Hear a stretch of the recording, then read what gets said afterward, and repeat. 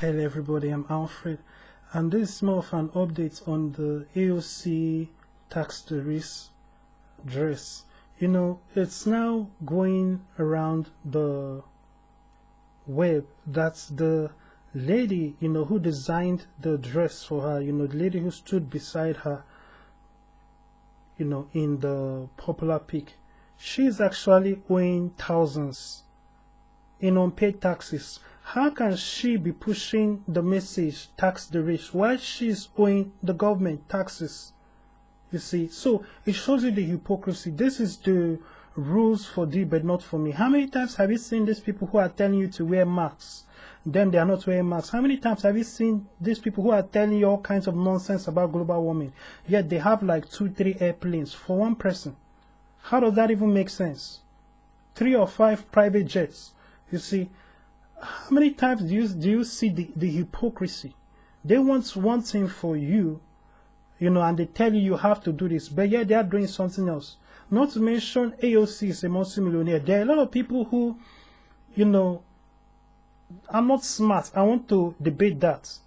You see, I have said it multiple times. We live in a day and age where visibility is currency. Followership is currency.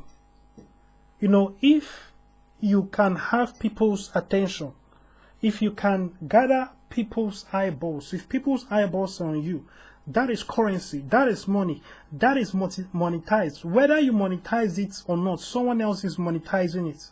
And a lot of people, thanks to a lot of easy systems, they monetize it themselves. So there is no way that you should think that somebody like AOC, who, when you create an online account on most social media platforms, she's one of the people that is recommended. That is an unbelievable amount of advertising.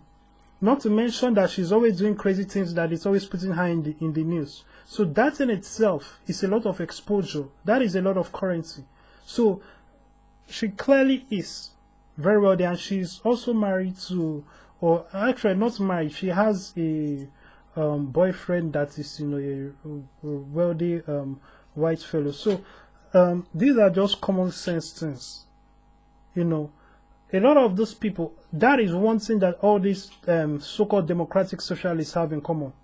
They want you to pay taxes. They want you to be poor. They are like, oh, I stand for the poor and I'm against the rich. But look at how many houses they have. How many houses do you think AOC has? You see, how well did you think that she look at her Netflix deal? Do you have a Netflix deal? How many people have a Netflix deal? This is somebody that has, at the drop of a hat, she can get a book deal or so many different things. How many things do you think that she's already doing? What do you think that she's doing with the money that she's getting? And all the things that she's retweeting. Understand that when it comes to the Kardashians, a lot of their money comes from retweets and posting stuff. Not the majority, but quite an interesting amount.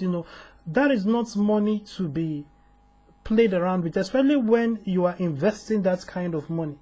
It really speeds up quick. So, that goes without saying. She clearly is a multi-millionaire. The fellow, Bernie Sanders, super multi-millionaire, another one who is always saying, oh, I stand for the poor and I'm against the rich. But they themselves are rich, and they themselves have and utilize a lot of tax-exempt scenarios that benefit them.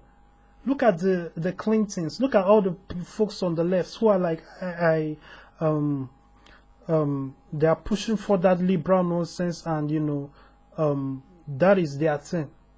You have to be smart and look at what is really happening.